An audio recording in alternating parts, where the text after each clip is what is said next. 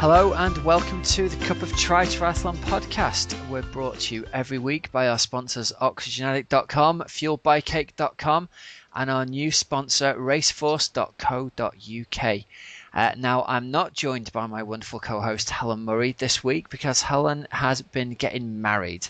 So congratulations to Helen. But I have drafted in a super sub. So we're joined by the wonderful Joe Skipper. Joe, how are you today, mate? I'm good, thanks, Rob. I don't think Helen's going to have any worry though about losing her job.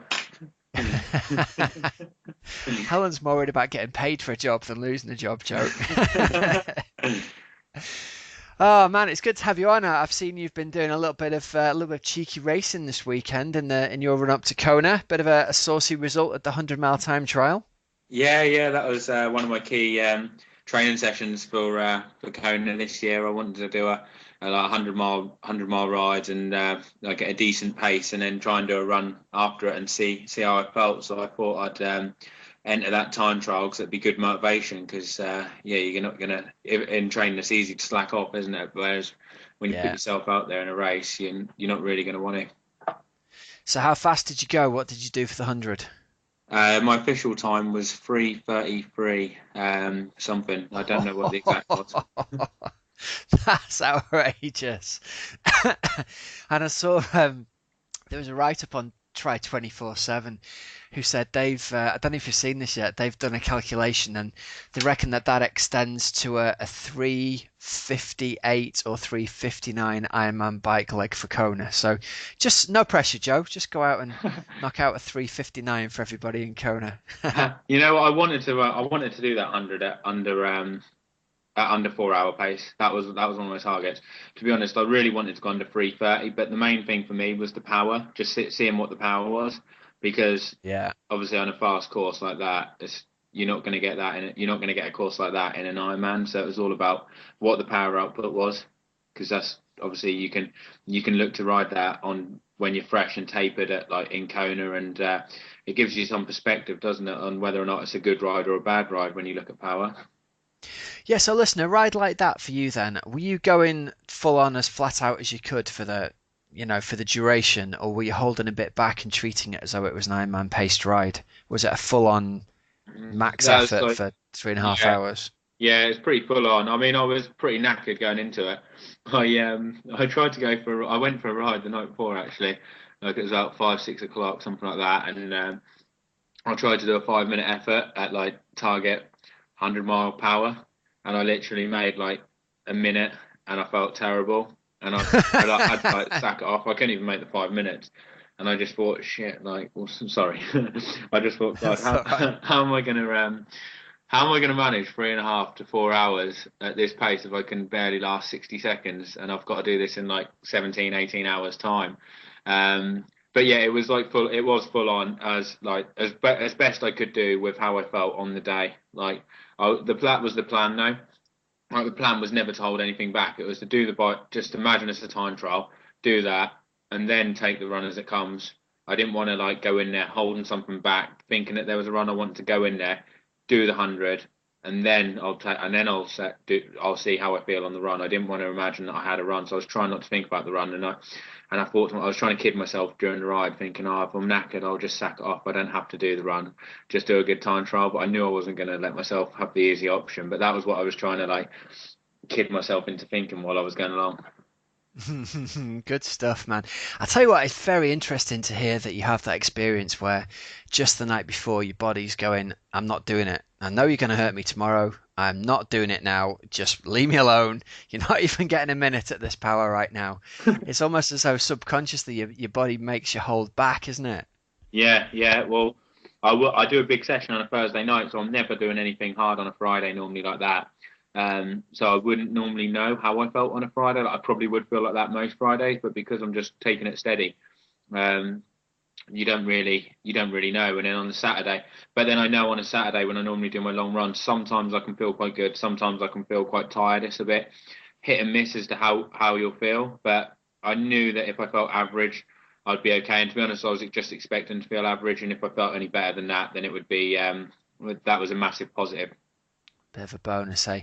And I tell you what, you weren't the only triathlete setting the course on fire on that day. Lucy Gossage had an absolute blinder as well, didn't she? Could you believe that ride she produced? Oh, that was phenomenal. I actually spoke to her the night before as well, and she's in a big training block as well. So if she had been fresh and tapered for that, maybe she would have got the faster ball time because she's training just as hard as what I am at the moment as well. So it really was a brilliant ride.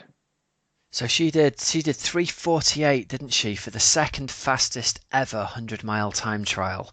Yeah. Um, Ever recorded, which is just mind blowing. I tell you what, Boardman Bikes must be pretty chuffed right now with the sponsorship of you two. They must be sitting rubbing their hands, going, "Yep, we got the fastest bikes."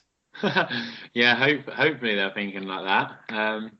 I know the guy Adam, who I know from Boardman, has seen like a few of the videos what I've uploaded, and he's like really, he loves it when you post them up, like the videos. I don't know if anyone's seen it, but on my athlete page, I added some videos from the time trial over the weekend, like basically like before I left, and then one after the time trial, and like during the run, my dad was taking a video and stuff like that. But they absolutely love it when I post them on there.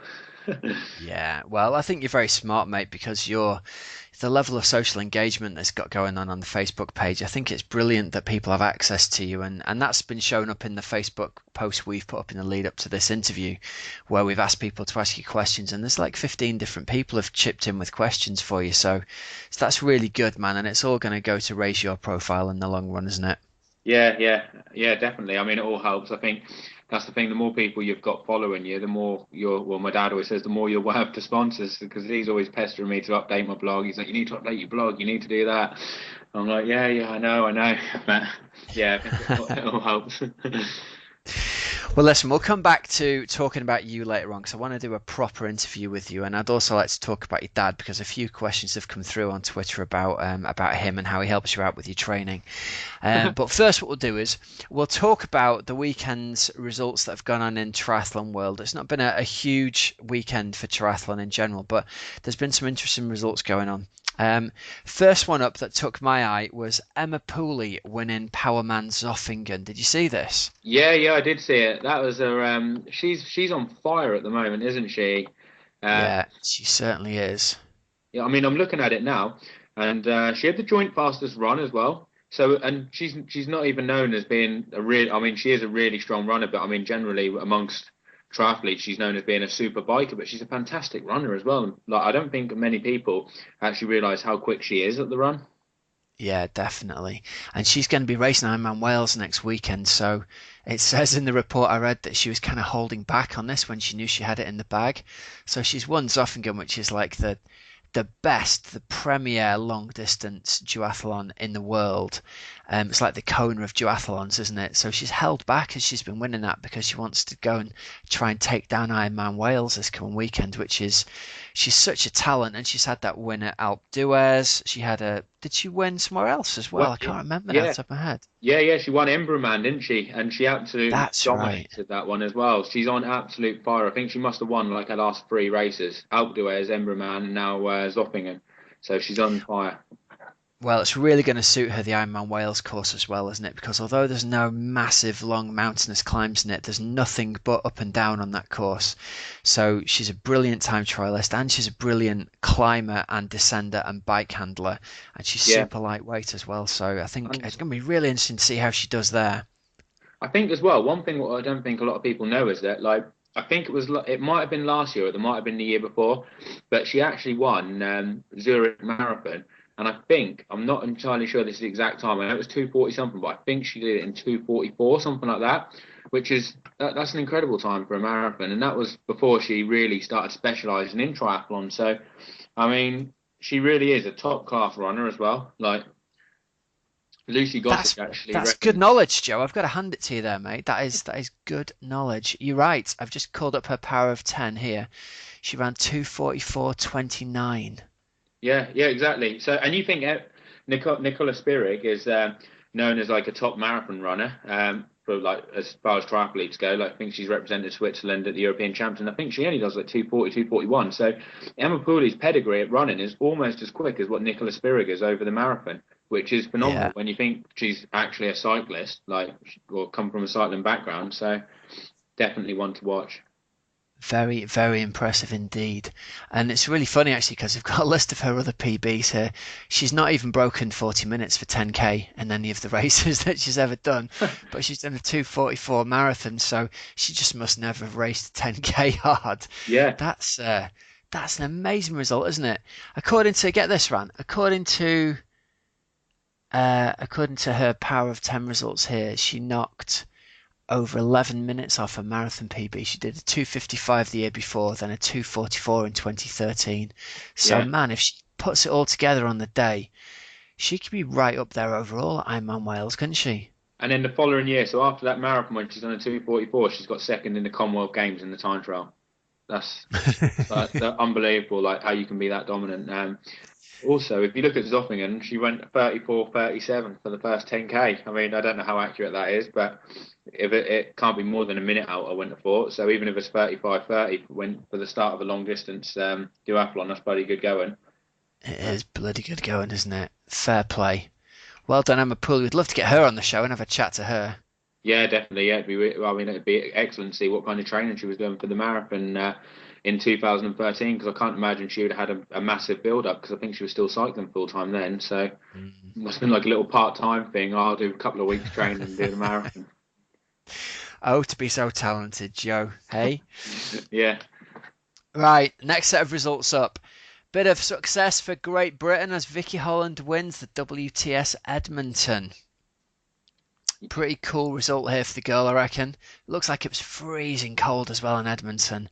People are talking about it being like, 5K run with 3K of it with your feet completely numb. It's like racing in North Wales, isn't it? yeah. What temperatures do they reckon the water was then? Um, I don't know. It just says with cold water, persistent rain, and significant wind chill. I think it was just one of those days, where it was Nice. cold in the air more than anything. Yeah, They were just freezing and couldn't get warm. Um, but anyway, Vicky Holland took it out 58.55 from Flora Duffy and Gillian Backhouse. So again, really good to see her with a cracking result there. Non-Stanford down in sixth as well, and that moves her up overall into fifth in the rankings for the World Triathlon Series. So that's pretty good for her going into the final, isn't it? It'd be great to see if she could sneak up onto the podium there. yeah, definitely. I mean, if you look at non-Stanford as well in that, it was the swim that cost it for her. If she was 30 seconds quicker on the swim, she'd have had that because she run sub. She was the only woman to run sub 17. Um, Yeah, 16:52 is really shifting, isn't it, yeah. at the end of a sprint triathlon? Yeah, so I mean, and I think she's normally a front pack swimmer. So I mean, I think that was probably just an off day for her on the swim. So hopefully, if it all comes together in the grand final in Chicago, then yeah, she could. She's definitely got a chance of challenging for the win in that one. It just goes to show, doesn't it? That level, a few seconds here and there, missing a pack, it can just be the difference between being on the podium and not at all, can't it? Yeah, and I mean as well in them races as well, you get seeded, don't you, on the start grid, depending on where your world champs position is. I think Yeah, so. If her world champs position wasn't too good going into this, I mean, I'm not too sure what it would have been because she's missed a few events, hasn't she? she's Um, been out injured, yeah. she might have had a terrible start position, and that would be a disadvantage going into the first buoy. It could be like depending on some races, it's not too much of a disadvantage, but a sprint one, depending on where the first buoy is, it could be a lot closer, and you could be quite a lot further out, which might be the reason why her swim was so Mm, bad because she was at such a disadvantage. And obviously, in a sprint, you miss the pack, that's it, it's game over, really, and if they're committed up front. yeah, and it doesn't even need to be much of a gap either, does it really? It says here it was something like 50, she was 50 seconds off the pace. Actually, so that is quite a big gap, isn't it? Over 750 meters. That's a long way down. That's over the leader though. But if you look at the girl in front of her, Anya Knapp, she was 37 seconds. I mean that's still a decent distance, but that girl just in front of her made the front pack. That girl was there. So you're talking like 30 seconds, which is reasonable, but like she would have probably seen him on like a long straight bit. Yeah. And to put it in perspective, she's 37 seconds behind the pack on this coming out of the water. She's only missed the win by 49 seconds overall. So, the difference between sitting in the pack and trying to drill it on the front, trying to make it up, Yeah. it just breaks your heart. No room. There's just no room for error in them Yeah. sprints. If you miss the pack, it's game over. It's getting like that even in the races that you do, though, isn't it, Joe? It's really a case of if you can get in with people to swim with, it makes a big difference to your race, doesn't it? It makes a massive difference because you gain so much from sitting like 10 meters behind. Like I think Specialized did a test at like 12 meters, and I think it was something like 15, 20 watts different, which is huge. And that's just sitting behind one person. If you're like four or five people in a pace line, you'll be saving like 30, 40 watts. Um, Yeah. and the thing is, when And they that's say if you're sitting legally as well, isn't it? that's Even if they exactly are at 12 meters. yeah, that's what I was going to say. When they say 12 meters, it's always 8 meters in it, like, and they'll let you off for that. I mean, half the races they're not even strict on it, but which is why in Kona, I think, because they are so strict on drafting, you get a lot of people that don't do the races what they wanted because they're not. They're used to sitting in, cheating on the bike, and then they'll put together a half decent run because they haven't done nothing in most of the races. Whereas in Kona, they don't care who you are, world champion, previous world champion, doesn't matter if you're in the drafting zone, you're going to get busted, which is good. It helps people like me because I'm normally chasing by myself on the bike, so I normally have to do the whole thing by myself. So it'd be a Now, massive. let's talk about this here now, man. As good an interlude as any. When you're going to be riding through and riding up to the pack here, when you finally catch that pack up, what are the rules these days, or what's the rule this year? Because I know they change it every other year regarding what they're going to allow people to do. Do you have to pass that entire line before you can Yeah, pull in? So you yes. can't go past one and kind of slingshot past the next dude and slingshot past the next You dude. You're looking at a you pace can. line of 15 to 20 guys you've got to go past, right? Well, you can if there's a big enough gap. So if there's a 20-meter gap um, between like person three and person four, you could go in there, but that gap has to be big enough, and they can screw you over because the person who's fourth might see you coming and think, "Well, I'm going to get this guy dropping," and he might close the gap to 12 meters, and then there's not enough room for you to go in. You're left in the lurch, and you're like, "Shit!" Like I've got to go the whole way now. And if you don't go the whole way, you're going to get a 4 minute penalty. And some people will actually speed up. Like there's been rumors, like people told me in Texas, watch out for so and so because he's got a reputation of like when you're going past him or like put his foot down. I mean like, and I had I had this. This is what I've had that last year at Texas that what's his name? I can't remember the guy's name, but someone told me someone tried to overtake Jordan Rapp. Jordan Rapp put his foot down and started like picking the pace up, and the guy outside was like having to do like 500 watts, and he couldn't sustain it. He couldn't overtake him, and then he ended up going behind him, and the draft buster was there, and he gave him a 4 minute penalty. And it is, but there's nothing wrong with what Jordan did there, but it's gamesmanship, and you've got to watch out for stuff like that because they could try and do that to you, and if you go in behind them, that's it, Mm. you're going to get busted. And it's tactics really because Jordan got him a 4 minute penalty. Jordan's laughing because that's another one. That's kind of him out the way, isn't it? So you have to be aware of that, and you have to make sure that you might have to do a big spike of effort to get past. Yeah. And I suppose the good thing from your point of view is if there's a big pace line there, if a guy tries to do that to you as you're going past, he's going to ride himself up into the draft zone. I suppose a person can only really use that tactic on you if there's nobody in front for a good distance, can't they? Yeah, but he might just go up to 12 meters to make sure that you can't then like come in halfway because if he was Yeah. 20 meters behind, you could just slip him. So he might just go up to the 12, make it up to the 12 meters. And if there's another three or four people in front, you've got to keep out there, and that could be quite a decent effort you end up having to do. Like you might have to be riding at like 400 watts for a good like couple of minutes to actually overtake the whole pace line. Which if you have to do that, Tim, you're going to be burning matches, aren't you, every time you do that? So it's one thing to watch out. Joe, I haven't got any 400-watt matches. That's a blowtorch for me, mate. That's my whole match book right there. One 400-watt effort's going to end me for the rest of the week. Oh man, good stuff. Right, over on the men's side, Murray takes down Gomez. So Gomez is racing a lot, isn't he? He's just raced the 70.3 Worlds last weekend. The weekend before that, he raced the WTS series there. Murray's taken him down today, and the rumours were that Gomez had been sick in the run up to the 70.3 Worlds, wasn't it? Yeah, yeah, they did say that.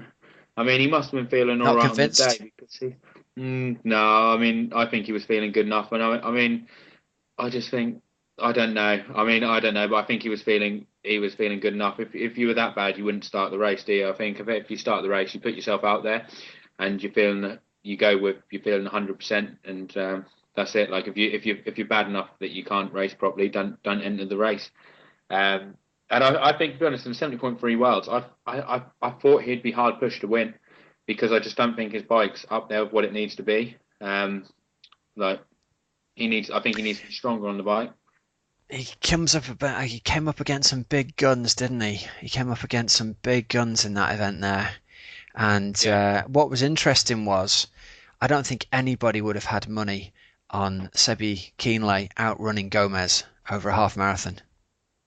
No, but he's improved his run. If you look, I mean, I've been following quite a few of his races this year, and his run's been bloody good. Like I saw him run Bradino in a triathlon in Cannes or Nice, I think it was, like which didn't get much exposure, and he ran like 53 minutes for 10 miles and put like 20 to 30 seconds into Bradino there. And since then, I was like, bloody hell, he's running well. Then I saw a couple of other triathlons what he's done. He's run really quick, so I was aware that he was running really well this year. Like yeah, like top of the like front of the pack running. Do you know the guy? Have you spoken to him ever?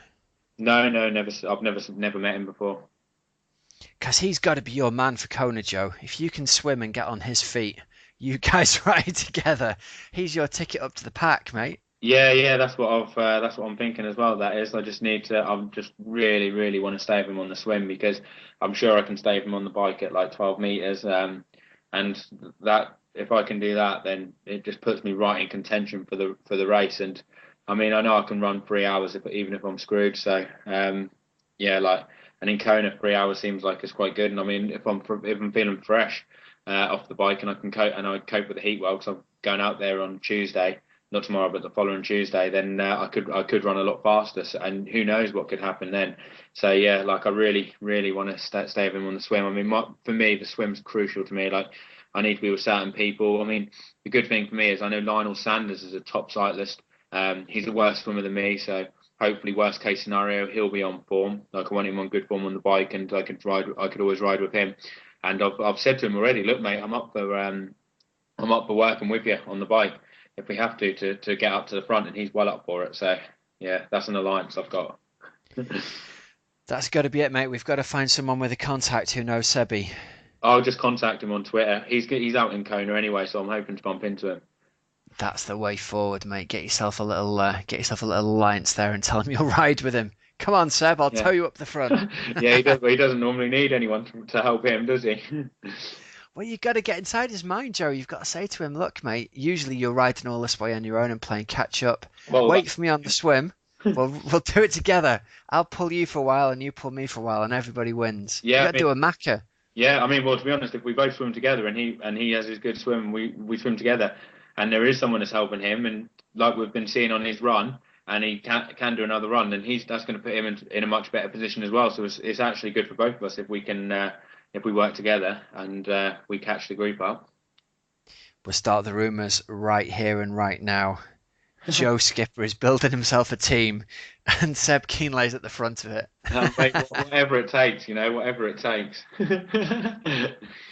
Oh, good stuff. I keep getting distracted. It's great having you here to talk to. Let's do some more results. Right. British results from this weekend. So races around the UK. Now, there were quite a lot of UK results to choose from today. So we've been kind of selfish and picked races that we like with people that we know that race. So if you don't get mentioned here today in the race that you did, sorry about that, but we had to limit it to a few races here. So the first one we're going to go for is the old Helvellyn Triathlon, which is the most awesome race in the country, in my humble opinion. Joe, have you ever been up and raced it or seen the event? I've seen the event. I would love to race that at some point. I mean, I didn't even realise it was on this weekend. I might have done that instead of the 100-mile time trial. It's absolutely stunning, mate. It's a good 1 hour 45, 2 hours of riding, but the run itself obviously goes all the way up Helvellyn and culminates in like a 15-minute rock climb almost. You're on your hands and knees trying to get up striding, or not striding edge, the other edge, swirl edge. Just absolutely amazing event. And if you get the weather for it, one of the years that I did it, I came over the ridge of Helvellyn and just you can see like the end of the world. It's like a scene from Lord of the Flies, man, or Lord of the Rings, you know? Oh, it sounds Just awesome. just brilliant. We had a great result there for Alex Lawton, who's a friend of the show and was on it a while ago. Let me call up the spreadsheet here because he had an absolutely astounding day. 1957 in the water, 141 on the bike, and a 123 run for a. It's not quite a half marathon, but it's not far off. And considering you go up and down Helvellyn, that's an amazing result there. 3:27 to take the win over Harry Coates and Alistair Robinson, and he won that by 12 and a half minutes. So that's a domination in anybody's book, isn't it? That is, yeah. I mean, if you look at the splits there, he must have been like second. I can see the second fastest from so far. I mean, there might be someone else who's a bit further down in the results list, but bike as well was like right up there, like only about a minute off the fastest bike split, and then the fastest run split at the end of that as well. And I reckon he was probably cruising on that run. Because he's such an awesome runner. I mean, you look at his results from the cross country races, what he's done, and 5, 10 Ks. I mean, I know Paul. He runs sometimes with Man Try, and Paul Savage has told me that he hit some good times on the track and stuff like that there. Yeah, he's a really quality athlete, isn't he? So great to see him take another win for Team Talk there. And I'm going to have a crack at saying this. The ladies' race was taken out by Bonnie van Wilgenberg. We need Helen here. How's your German? How's your German pronunciation, Mate, Joe? I'll leave that to you. Like, don't get me doing pronunciations. Mine is absolutely shocking. So I think you've done that. I think you've done a good job there. Bonnie, we can only apologise if that's pronounced incorrectly. Right, shooting over next middle distance race, the Bosworth middle distance race was taken down again. Another domination here for our pal Howell Davis. Right, where am I? There's a result split here. 4:10, Joe, for a 13 and a half minute win from John O'Neill and Lawrence Williamson. That again is a big win from Howell, isn't it? That is a big win in anyone's at 13 minutes. I mean, God, yeah, it makes you wonder if he was going full on or if he's saving himself for another race. But yeah, that's a cracking. And if you look at that, actually, third place was 22 minutes behind. So I mean, even second place was quite far ahead of the field. So like, Yeah. first and second ahead of third was huge. 22 minutes higher was ahead of third. So that is a really solid performance there. Yeah, he's an absolute animal, and his swimming's really come around. He's always been an absolutely awesome cyclist and runner. He's run a 2:30 marathon at London, and he's ridden, he's a comparable time trialist, mate. He's done sub 20 minutes for 10 miles and things like that. So, really, really awesome performance from him, and he's backed that up because last weekend he won Zalamzi as well, Yeah. the age group race there. So he's really, when he jumps back into triathlon, he really jumps back into it, doesn't he? Yeah, you know what? I read his blog from ZLMC as well, and he put on what he had for breakfast, and but he had half a tub or something of peanut butter. I mean, that must be the secret, Rob. Maybe me and you are missing out, but we need to get on that whole earth peanut butter and just nail half a tub before we do a race, and hopefully we'll I'm be ahead doing of a you, race Joe. by 12, 13. Were you doing it as well? I sent the missus out shopping the other day for us and said, if you happen to see this whole earth peanut butter, let's give it a try. And she had to go to Waitrose to find it. Oh, posh But stuff she then, isn't did. it? I tell you what, man, I'm not sponsored by him, but I wish I was, because if you think you've tasted peanut butter, this stuff is, man, it's good. Is it? Really is nice, yeah. It's, you know how like normal peanut butter just looks like brown butter, Yeah, right? yeah, yeah. This stuff is like it's mostly peanuts, and and it's got oil in there with it as well, but it spreads out like it's kind of real big chunks of peanut in there. It's really delicious, Oh, mate. So he's been looking for that edge, for a long time, whether it's supplements or whether it's extra things in his training. And he's a big advocate of eating whole foods as much as you possibly can. And it's got to the point for him now where he eats a very low carb diet, he was telling me, and there's a lot of stuff with cashew nuts and peanut butter and things like this. So it was a match made in heaven for him when Whole Earth Peanut Butter gave him a sponsorship and said, "Here you go, mate. Fill the boot of the car with this stuff." I mean, I absolutely love like peanut butter and stuff like that as well. I've had that Meridian Foods one, and I was getting like the almond butter, the cashew nut butter, the peanut butter. I swear I had an addiction at one point. I was literally going through Yeah. like a kilo and a half, like not even lying, of like different kind of nut butters a week, like regularly. And my girlfriend was like, Jesus Christ, like that can't be good for you. She's a doctor, and she was like, what the hell was going through me? But like, you can't help it. You start off with like, I don't know, going through 500 grams a week, and then you think, God, I'll just have a bit more. You start eating it on everything, like putting it on rice crackers, eating it on a spoon. I mean, God, I haven't like brought any of that Meridian Foods one for a while because it's addictive, it's dangerous. Don't Joke, get man. me on it. You've never got to try heroin. You've got to stay away from the class A's, mate. If that's what peanuts do to you, then it's a downward slope. Women's race, Elaine Garvican took out the ladies' race from Sarah Fraser and Helena Kvepa. So there we go. That's that one.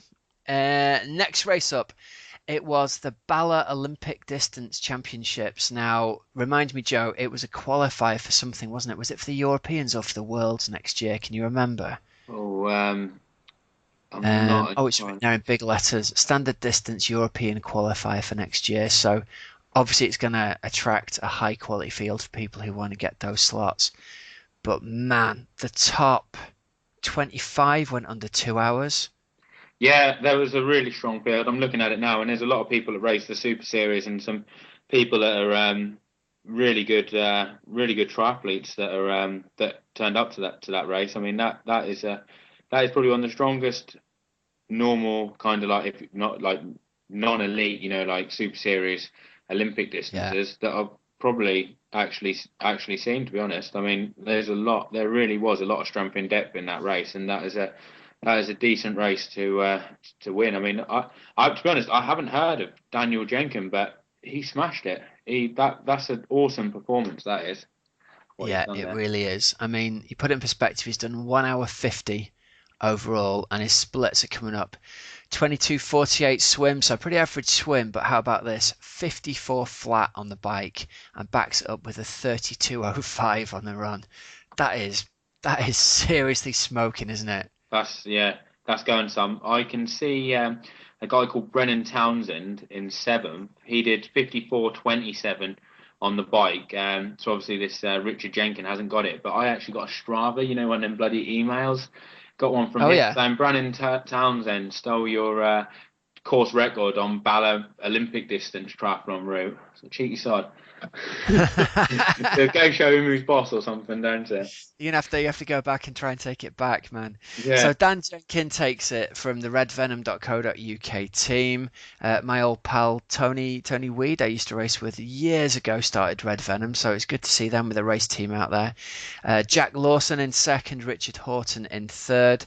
Now then, the ladies racing, I'm going to have to scroll down. Taken out by Catherine Jameson from Jackpot Racing. 2:04 for her, so a smoking fast race there again. Grace France in second, and Jackie Slack takes third. So she's bounced back from Xterra UK the weekend before, hasn't she? Good racing, Jackie. Yeah, I mean, that's a strong women's field as well. That Catherine Jameson is definitely one to watch because she did Ventura this year, and I think she biked the same as Daniela Reef. Got out of the water. Really? Like, yeah, she only lost like 30 seconds to her on the bike or a minute tops. She got out the swim like 20, 30 seconds ahead of her, and then did lose a lot of time on the run. That's definitely her weakness. And if she can Something sort for out her her to run, build on. yeah, if she can get her run decent, she is a massive threat and a huge potential. I mean, looking at this, she ran 42 minutes, biked Yeah. 59. And what did 59 minutes. That's yeah, amazing, isn't I it? didn't realise she was such a quick cyclist until I saw some of her results this year because she's just stepped up to racing half Ironmans and she really has been doing an awesome job. I mean, Jackie Slack in third. See what she biked. 104. So she's put 5 minutes into Jackie on the bike, but then she's lost 3 minutes to Yeah. her on the run. So she can get her run a bit quicker, like 3 4 minutes quicker for an Olympic, which she should be able to. Massive threat, and God, she Yeah. could do some damage in the halves in the 70.3s. And is that Ollie Simon in fourth place then? Yeah, Ollie Simon in fourth. Good Fair stuff play for to him. Ollie. Do you know, it's funny. I'm thinking because he's just raced Ironman Wales, but he hasn't, of course. I've just watched the long course weekend on the Skybox the night before that he was in. So he hasn't just raced Ironman Wales because it's next weekend, but he's down on the start list for Ironman Wales. So I wonder whether he's used this as a tune-up. Again, he swum 19:57 and biked 56 flat. So It was that is his some Yeah, talent, isn't it? yeah, and it was his run that lost it for him a bit there. And I mean, if he's gone into this in Ironman training and he's not feeling totally fresh, which I mean, he's definitely not going to be fully tapered for it because Wales is huge for him. I think he's from Tenby, so Yeah. he's on form and he's definitely going to be one to watch in Wales because he's going to swim with the front pack. His cycling's obviously going well, and then yeah, if he's a You bit wonder fresh. whether he shut it down a bit on the run there, don't you? Whether he's kind of backed off to save his legs for Wales, because you don't really want to be feeling a full-on 10K in your legs 7 days later. Is that all it was? 7 days after this? Oh yeah, yeah, God, yeah, Yeah. yeah, So he's probably shut it down. Interesting. yeah. So I think he would just probably swam bike pretty hard, and then yeah, you definitely don't want to be going full on for an Olympic distance 7 days before. Maybe unless your name's Gomez, who races every weekend. I mean, That guy must just not get sore. The guy must how do just you do have it? quads that recover from. How the Transatlantic hell does he do flight. it? Transatlantic flight after a 70.3 world champs and fit his training in and he outrun Mario Mola on a sprint distance. I mean, bloody hell.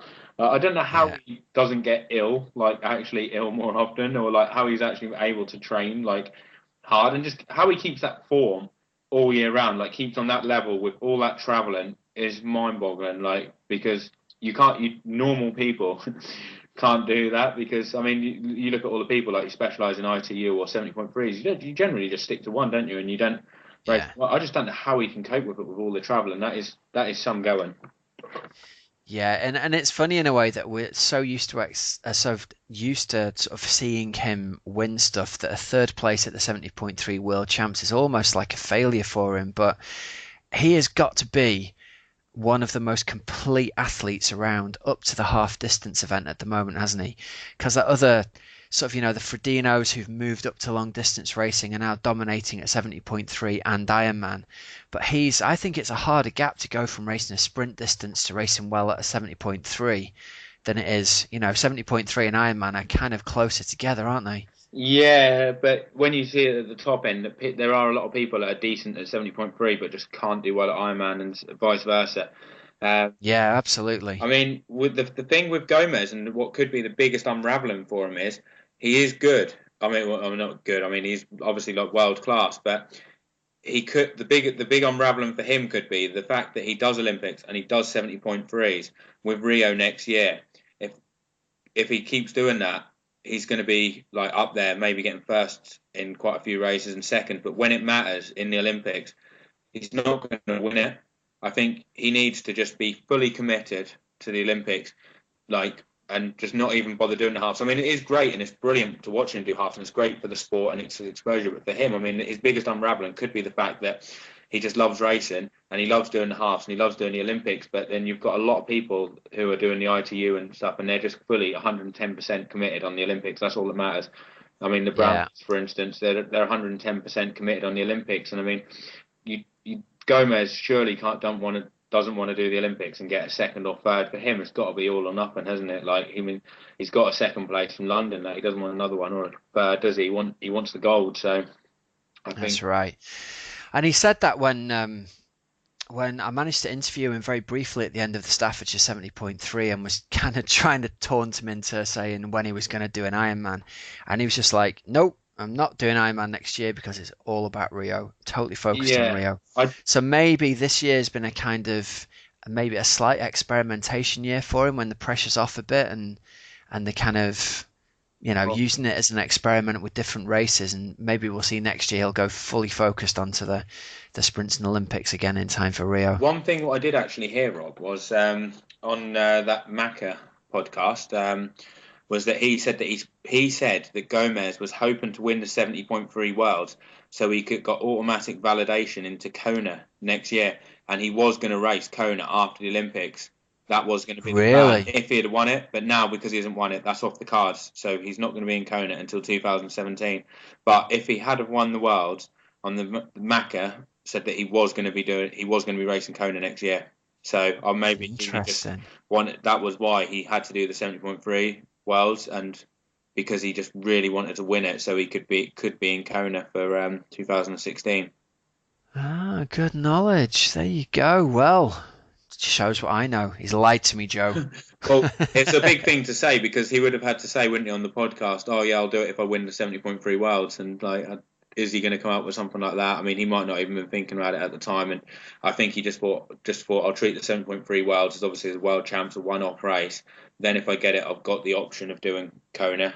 Yeah, man, that's it. It's a bonus for him, isn't it? If he wins that and he gets the slot, he's got the opportunity to roll up to Kona with no pressure on his back and he could just do it. But, it's a shame in a way that the organisers, they, I mean, what do you think about this? The organisers just say, we'll give the Olympic champion an entry to Kona.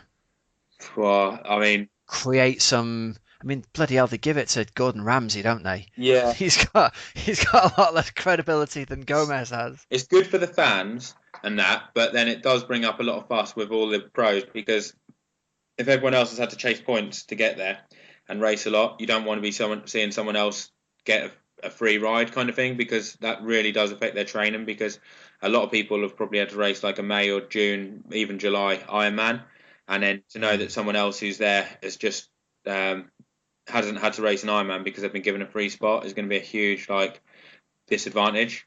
I mean, it's good yeah. for the sport. Don't get me wrong; it's great for the sport if he was there. But I mean, for a professional point of view, you don't want to be seeing someone get an easy ride, getting in there. That's it, man, isn't it? As a pro, you'd feel as though you'd got the shaft, Yeah, but from a spectator's point of view and from a business point of view, you've got to be wondering, how can we create the most buzz around Kona? How can we get more newspapers here? Short of giving Lance Armstrong a free slot to get there. I mean, they need more publicity, don't they? And that's ultimately what's going to bring you pros more of a living. yeah, definitely. I mean, I was really excited when Lance Armstrong started racing. I mean, I know all the past and everything like that is terrible. Like I was on the gear and stuff, but the amount for a professional point of view, I thought he could bring so much more exposure and so much more sponsorships to the sport that it would really outweigh all the negatives. And for me, for someone who's trying to race pro, and if that brings a lot more money in terms of media coverage and sponsorships, and that's a brilliant. That's going to really like make a massive difference to me.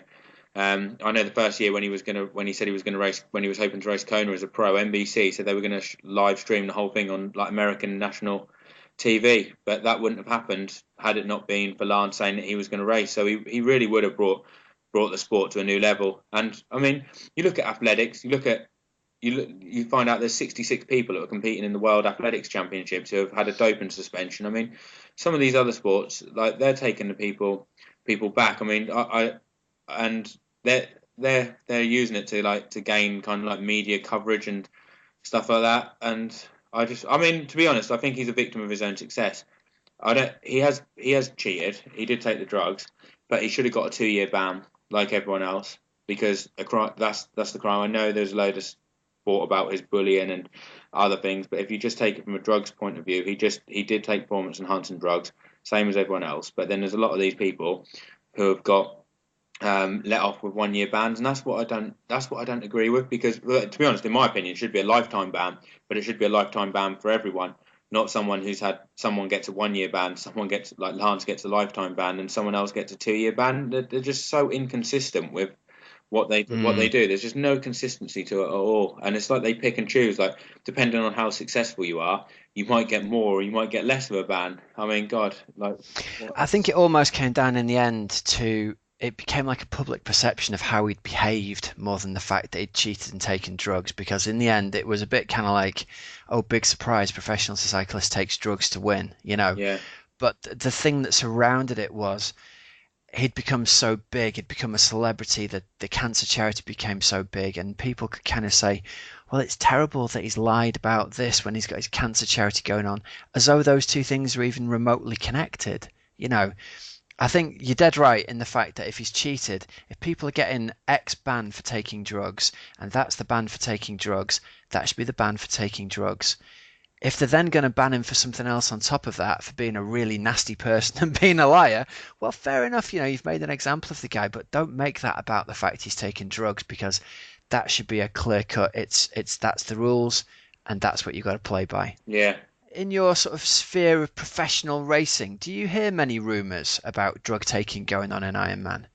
Because I know from my days when I've got a couple of pals who are professional bodybuilders, and I talk to them and they sort of say, well, look, this is just an open secret. Everybody takes them. Everybody takes at least a bit of this or a bit of that. My friends who race at high level in athletics, pretty much to a man, say, I don't know anybody who takes drugs. I don't know any rumors about people who take drugs apart from, such and such. But the feeling was like in British athletics, it was pretty clean. And that was interesting to me because people didn't come across as lying. The bodybuilder sort of said, yeah, people take this. The athlete said, no, wouldn't even know where to get it. And my gut feeling is, having been around triathlon, albeit only at an age group level for 10 or 11 years, I've never seen that kind of drugs culture around triathlon. How's your experience been as a professional? I've never like seen anyone or heard of anyone taking anything, but I have heard people say to me like, "Oh, so and so, I reckon so and so's on the gear," or like so and so's like proper dodgy, and like Yeah. name So there's people. rumors about certain people, are there? Yeah, there's rumors, but I mean, I've never seen it and never experienced it, so you don't know how much of that's true because when I was doing cycling, like some people would say, "Oh, I bet so and so's on it," and that, and you just don't know what because you can't go by what other people have said, have you? But I mean, I'm Yeah. sure there is some drugs in it because there's money to be won as a professional sport, and you've got a couple of people that have been caught, like Michael Weiss and Lisa Hootler. There's probably others that are doing it. I don't know. Like I would have no idea like how many people or what, but I mean I'm sure there are. Yeah. Okay, so that gives us a pretty good feel for it. And what's the testing like at a pro level for a guy like you? Terrible, absolutely terrible. Really? Which is why I think that there's probably a decent amount of people that are doing it. I mean I've been drugs tested twice, which is just a piss test each time. So I could And have. was that done after an event? Yeah, it's done after an event. I've never had a random drugs test, never had a blood test. So to be honest, I could have been juicing up on EPO, growth hormone, and I would have never failed a test. I would have never been tested for it. So it's shocking, really, It that is, that isn't is it? how bad the testing is. Because I mean, I could be racing in Kona at the World Championship. Well, I will be racing in the World Championships in 4 weeks' time. Yeah, I've never had a random test. I've never had my blood taken. So there is And that. I mean, let's put this in perspective. You've got one of the top three fastest bike times ever in the history of Ironman triathlon. Yeah. So you'd think somebody somewhere, I'm just some dude sitting here doing a podcast and I'm thinking, well, that's interesting. This British guy, Joe Skipper's popped up and he's just put the third fastest time ever down. Maybe we'll pay him a visit and give him a drugs test, hey, just to be sure. Yeah, exactly. You'd think they'd randomly come just to get you off guard or something like that. I mean, God, like who knows? Like, I mean, if you wanted to, you could have done everything under the sun. Couldn't you come off it in 2 weeks' time?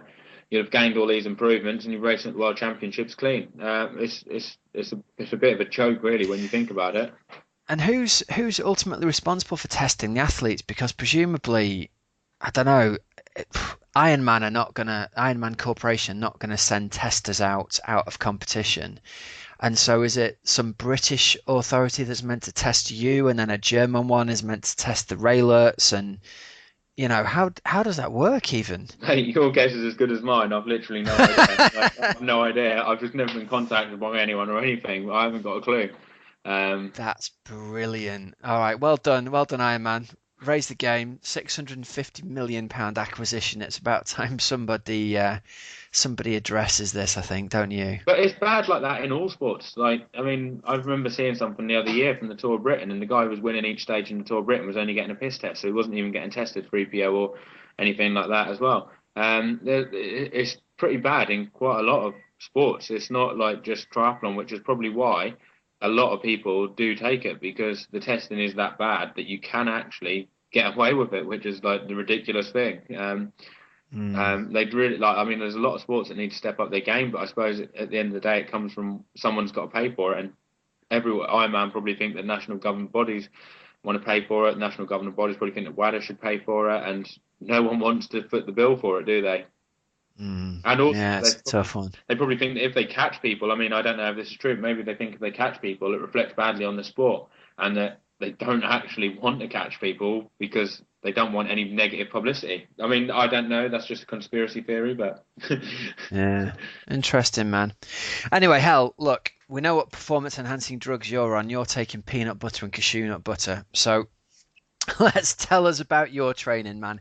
How have things been going since the last time we caught up with you? Because the last time we spoke, you just laid down that blazing bike split out in Texas, hadn't you?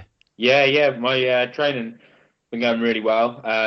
Obviously, after Texas, I did long course World Championships in Sweden. Had a great race there. Good power on the bike. Like unfortunately, shock and swim. Had a really good run. I managed to get myself into third place. 3 weeks after that, I had Ironman UK. Terrible race. Just well, I said terrible. I got third, but it wasn't what I wanted. Like it was all or nothing. It was just the win was all that I wanted. I could have come second and done a brilliant race, but I'd have still been pissed off. So yeah, I got third there, and I think I took my eye off the ball a bit after that. I mean, there's a couple of things. I think the race in Sweden probably took a bit more out of me than what I thought. That 30k run, because I really did push it quite hard. Um, Mm, I think I could have been more strict on my nutrition, eating a bit healthier, doing stuff after the race to really maximise recovery, which I think I like. Normally Laura's there, like she comes at me to the race and she'll literally be forcing me to like eat and drink like good stuff, and it really does make a difference. But after the race, like sometimes you're on a bit of a high and you take your eye off it, don't you? I mean, this is just little things, what I like percentages, which make a difference because just all helps your recovery. Because it took me like 10 days before I actually felt like I could actually do a decent session after that. And I think I could have done my nutrition better. I should have probably got a massage as well after that, and like got one every week because I wasn't even getting regular. I never got regular massages until after Ironman UK in this training block.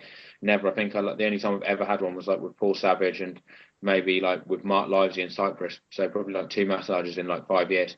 Um, yeah. and so yeah, after Ironman UK, I was really annoyed, really gutted that I got third place, and I thought I'm going to train even harder than what I ever have before. I'm going to train smarter. I'm going to do focus a lot more on the recovery, on nutrition. I don't want to do a rubbish race like that where I just get so disappointed because I had so many people come up there, to watch me. Like I had all my family, my friends, about 15 people come there, and we all came there to see the win. That was what it was all focused on. It was just such a letdown. Like, I really felt like I let them down. And I was like, I mean, on the run, I felt horrendous. Like I started off and I just went for it because I thought it was all or nothing. And then it was just hanging on. Mm, That was all I described the day. I was literally just hanging in there all day. So after that, I thought, right, I'm going to train even better. I'm going to do everything better. And this training block, I've like been eating really healthily, like loads of smoothies, veg, stuff like that. I've been getting regular massages, like I've been getting one every week. Last week, I actually got two because of the time trial, and my recovery has gone through the roof. Like I'm onto my 6 week now of training. Normally, I do 3 weeks on, 1 week off.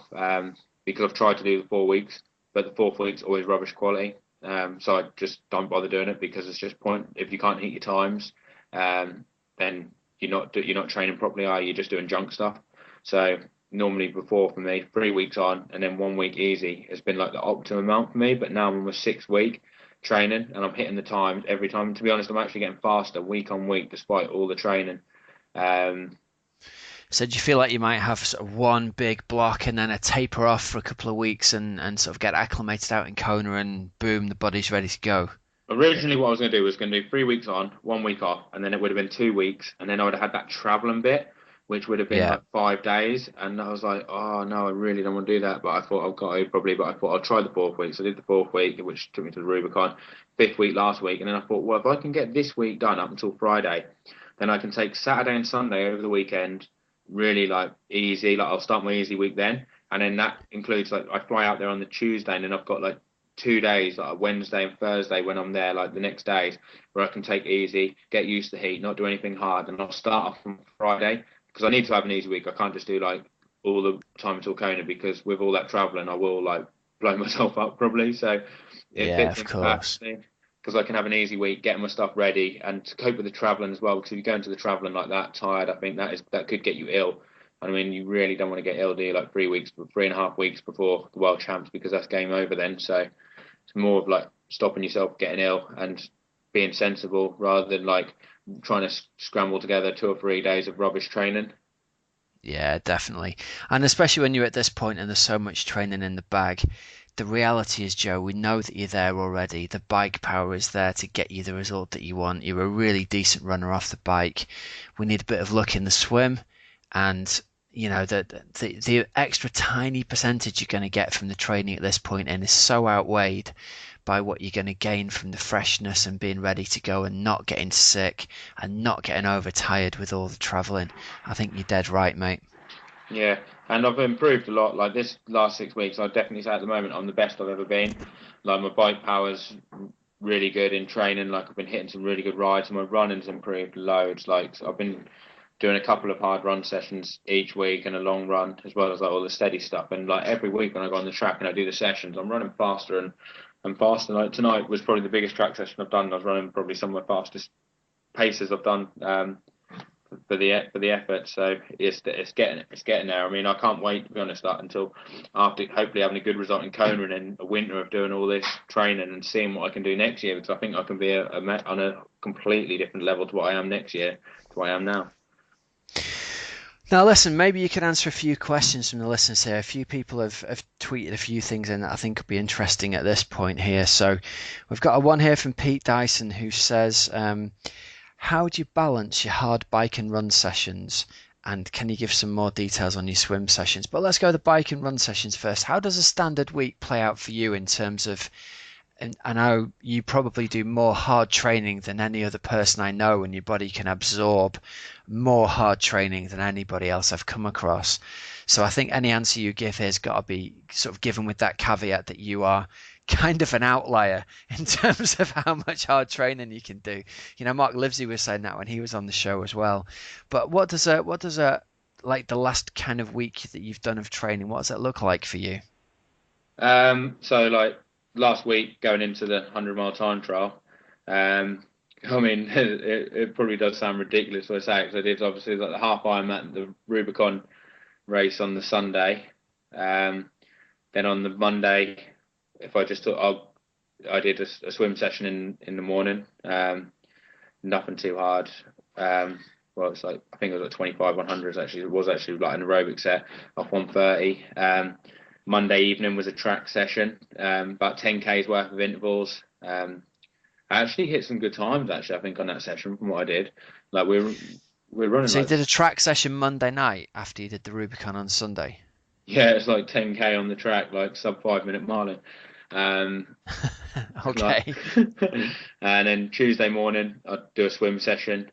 Um, that would normally be a harder one, but obviously with the race it wasn't that harder one because I did want to take it a bit. Like I did feel a bit tired, so I didn't want to take it too hard then on that morning because it was early. Then I'd do a steady ride on a Tuesday, about 2 hours, something like that, 2.25 hours. And then a run in the evening, be about 45 minutes. That'll be a steady pace. Wednesday's long bike ride. So on that Wednesday, I think I did about 180 Ks, about 5 hours, and then a 45-minute run later on. That's probably about 7:15 mile. And I mean, all the runs what I do apart from the track and the interval session are normally all off road, and it's quite like undulating. So it's only like 7:15 mile and 7:20 mile, but Hmm. it feels a lot harder than what that would do on the road. But I don't run to like a pace and think, oh, I've got to run 7:15 mile. And it's literally like just a steady running. So normally after that, Yeah. just despite doing that. Steady aerobic running, just get the time on the legs and get the durability of the muscles going. Yeah, so it could range. I mean, if I'm feeling really good, it might be 6:45s, but if I'm feeling really bad, it might be 7:45s. Like, there's no like strict certain pace to stick to for it. Same with Sure. the one what I do on a Tuesday as well, the Tuesday evening. I mean, all the steady rides will be stuck to a certain power up, but like I wouldn't ride in like under recovery, like under 55% of FTP. All my steady riding's like 55 to 70%. Like it wouldn't be Yeah. under that, otherwise it's just junk miles. And then Thursday, swim in the morning. Can't remember exactly what I did, but it was probably around like 3.5K. And then Thursday evening's a really tough session. That was we did 30 minutes at 95% of FTP, 20 minutes at I think it's 95% plus, so it's got to be minimum 95% of FTP. 3 minutes rest, 20 minutes at 95% plus of FTP, 2 minutes rest, and then 10 minutes at 95% of FTP or above. Then we quickly have to get changed. We've got 5 6 minutes before we've got to get changed. Go to the loo if you need to, because there's a couple of mates that do with me. And then we have to leave to meet the guys for the run session. So we jog like half a mile down the road, meet them. And then the run session was 4 laps of this trail loop, which I've got at tempo pace. four laps is about 4.5 miles. Then you got 2.5 minutes recovery, and then we did 2 times 2.1 miles on the road. I think I did the first lap at 5:25 pace and the second lap at 5:10 pace, which I was quite pleased with because obviously finishing the last 2 miles off, that's like after 9 miles of running, after that turbo set, so I was quite pleased with that. Friday, I do a swim in the morning, and then this Friday, I did swim in the morning, and then I did about an hour and a quarter ride. Normally it'd be about 2.5 hours, but I had that 100-mile time trial on the next day. uh, and then yeah, Saturday did the 100-mile time trial, 8 mile run off the bike, just under sub 6 minute miling. Sunday did a 20-mile run in the morning, and then and then did a swim in the afternoon. I think it was about 3 K. Felt quite nice in the water actually, somehow, but I felt quite good. I think I did about 3.5 K, something like that. What did I do for the main set? I can't remember what the main set was now, but it was like something reasonable today. And then today, yeah, obviously, like went swimming, did a decent set, and then 12K on the track. So it's been, quite relentless. Quite a week, hasn't it? And that's just a standard week. Like that's literally what I've done. I've banged that week out. This is the 6th week in a row now, banging that similar kind of plan out. 5 swims, 5 bikes, 6 runs, and like that's the general intervals. Thursday's always a hard bike run session.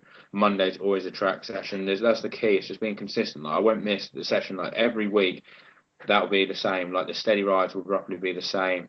That like the same time, everything the same time. I don't care what the weather is. Like some people I know who are pros, they'll look at the forecast and they'll change things around.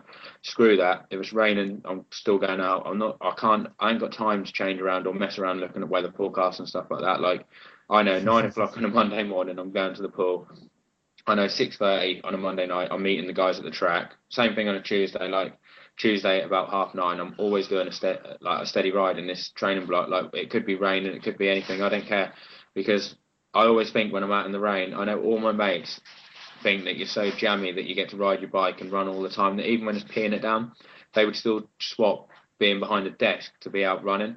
So to me, riding in the rain is no problem because I would pick that any day over working in a desk. I mean, I worked a day as a dustbin man and that was absolutely horrendous. Like, it was the worst job ever done. It stunk. It was disgusting. And there's no way I would go back to do it, like, want to go back to doing that. And I know that I just got to train hard. I need to get the results. And, yeah, like riding in the rain. If someone gave me the choice now, riding in the rain or doing a round on the dustbin, God, there's no way I'd go back to that. Like, I can't go back to that. So I just need to. I know what I need to do, and I just got to stick to it. Good man.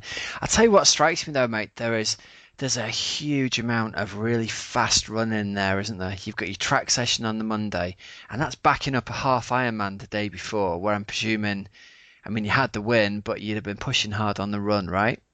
I kind of like Or did was it as it a more of a, progressive run. okay, so you kind of cruised through the run for that day, did you? I did the first lap like quite easy, second lap like steady, or like picking it up a little bit. Third lap like maintained it, and then the last lap I said to the guy, I said I'll see what I got on the last lap. So I picked it up then. But I mean that's the thing, like you do get to the track and you do sessions and you start them and you feel tired and like someday I mean I have to like I focus as much on my recovery as what I do on my training sessions. Like they're just as important. Like I'll make sure I eat really like healthy in between training and stuff like that, and I'll have like a kip like pretty much every day. Like some days I'll be laying there in bed and I just think to myself like it's at 2 o'clock and I think I don't know how I'm going to get through tonight. Like I just feel screwed. Like my legs are hurting. Like sometimes like Laura will touch my legs and it's in pain. Like it actually hurts to be touched. And I just think to myself like I don't know how I'm going to get through this tonight or whatever, or like how am I gonna do this, get through this run session or get through this bike session. But you just do. You meet people there, and you just as soon as the gun goes or whatever, or as soon as you start your stopwatch and you're on the intervals, you're into it. You get in the groove, and that's the thing. You need to. That's why I think it's so important to train with other people, and that's why I set these groups up. Like I set the group up on Facebook, and that's why I say to everyone why it's so important to train in a group, because you all encourage each other, and like you do get tired, you do feel tired, and quite a lot of the time you do turn up to the sessions and you feel pretty nailed. Like some people moan about they feel tired, but I mean half the time I get to the session and like I'm jogging around a warm up and running an 8 minute mile and warming up, and I'm thinking, God, I've got to do like 7 miles at sub 5 minute mile in a minute, like in 7 minute 30s is feeling like hard, like but when you start off and you just go, you just do it. And do you have any mental tricks that you use to kind of to get yourself through this? Because presumably, I mean, you must spend a lot of your time training when you're actually sore. Your legs are hurting and you're sore, and you're still going to go and do the hard run set. How do you set yourself up mentally for that? I just love pushing myself to the limit. I actually love it. Like I just love hurting myself in the training. And I don't want to be back on the bins. That's all the mental trick I need to know. But no, I just love it. Like I absolutely love it, and I look forward to doing the hard training sessions. Like a Thursday night, I actually get nervous before I turn in. I know my mate Lee, and he turns up and he said, and we speak. He rings me when he's like left work to go there, and he's like, "Oh, I can't wait for tonight." And you're actually nervous because it hurts more than that session hurts more than a race. I think I've only done a few races this year where it hurts. Like someone will always blow up. You have to keep on the tri bars for the whole time during the reps. If you don't, you get bollocked. You get shouted at by someone, and someone will always blow up on the bike. And you blow up on the bike, and then you think, God, I've got 9 miles of intervals to actually run. That's not even including warm up, warm down. That's 9 miles of intervals that you've got to do. And yeah, they've got to be at like certain paces and stuff like that. I mean, you actually get the endorphins that you do after a hard race when you finish that session. Like my mate always comes back round here for dinner afterwards, and we're just like completely nailed. But it's so fun. Like I absolutely love it. And do you find you're just good to go again the next day? You have a sleep and you're up and you're just ready to rock. Is that how it works for you? No, no, no. It definitely doesn't feel like that. I mean, I should get Laura. Laura's here. I should get her to tell you what I feel like, what I'm like in the morning. Um, Does she have to boot you out of bed? yeah, Laura. Yeah. So come on this podcast a bit. Just quickly tell what am I like in the morning when I wake up after a hard training session? Refuse to get up. Refuse to get up. You have to open the blinds. She has to open the blinds to get me up when I refuse to get up. Oh yeah, Maisie as well, our dog. Like soon Laura will take that down. She'll go for a wee and she'll just jump and wake up, and I think, oh God, I feel tired. But yeah, I'm addicted to coffee, Rob, as well. I have so much coffee. I've got one of them like stovetop espresso machines, and God, I get through some of that. Like that is actually the biggest thing for getting me through the sessions. I'm right there with you, man. The coffee is the absolute key. I've got a digital one, right, that you can program the night before, fill it with coffee and water, and you set it, and you can tell it what time to make the coffee. So all I've got to do, man, if I'm going to swim in the morning, is I've just got to get to the coffee machine, and the coffee's already brewed. Just pour it down your throat, and you can leave. Mate, I've got one of them as well. And I've done that when I've got an early swim. I definitely program that. But no, I do focus on the sleep as well. Actually, like I'll only get up I only get up really early once on like a Tuesday morning for swimming. But I'll try and make sure I get like a decent night's sleep, like every night. Like try and get like at least 8.5, 9 hours. As well as obviously like I'll have a kip in the day, and that is one of the reasons why I think I'm able to train harder, because I know a lot of triathletes, like especially other pros, who get up really early. Like God, sometimes a lot of them are in the water before 6 or at 6 every like 4 or 5 times a week, and I just think to myself, man, like you're seriously like affecting your recovery there, because you produce growth hormone, don't you? And your body, the best form of recovery for your body is sleep. So like why you'd want to cut that short is beyond me. So I'll like generally a lot of my training sessions, other than the Tuesday one where I swim early, will generally start at like 9 o'clock, half 8, 9 o'clock. Yeah, I'd say probably 9 o'clock, and I think that's one of the reasons why why I can do it, because I just do get a lot of sleep and I do focus on my recovery like a lot. Like that is just as important to me as doing the hard sessions. Oh, good stuff, man. Well, listen, talking of sleep, we're clicking on here past 10 o'clock, so I'm going to let you go, man. Thanks ever so much for coming on to join us, Joe. Now, just before we finish, I want to give a shout out to our new sponsor. Our new show sponsor is a company called raceforce.co.uk. Have you heard of them, mate? Yeah, they took my bike to Barcelona last year. They're great. Absolutely, just stunning job with it. Took it there, serviced it, it ran absolutely beautiful after that. They're a great bunch of people. I met them a few times earlier this year and met them at the Tri Expo and got on like a house on fire, had a really good laugh, and they've come on board as sponsors. So they've been dead cool. They've said they're going to offer 10% off if you want to travel with them or when you get one of their packages to an event, or if you want to send your bike off with them in their really cool Raceforce bus. If you use the code COT10, all capitals, on checkout, or you can email info@raceforce.co.uk. Now, things have been going big guns for them since they got up and running last year. They're totally sold out for Mallorca and they're totally sold out for Barcelona, where you went last year. But they've still got some slots available for the Challenge Half Puguera on the 17th of October and for Challenge Sardinia on the 25th of October. And I think they've got their list published on the website, raceforce.co.uk, under the race calendar tab of all the races they're going to be going to next year. So half distance Mallorca, Barcelona, Challenge Galway, Ironman Austria, Challenge Roth, half distance in Austria, Zalamzi, Mallorca, Barcelona, all those races for next year. So they are apparently also going to be the official travel companion for the challenge races for next year as well, mate. Official travel agent. So pretty cool, eh?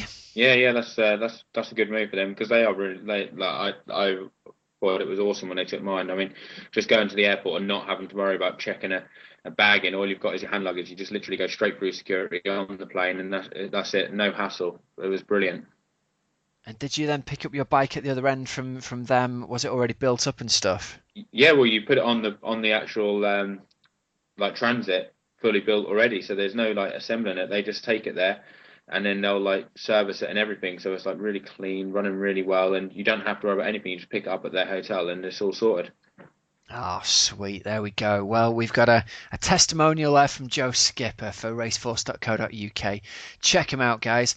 Joe, listen, mate, you go and get some sleep, buddy. You're going to need it for lifting that massive, great big bowl up in Kona when you get there, mate. Cheers.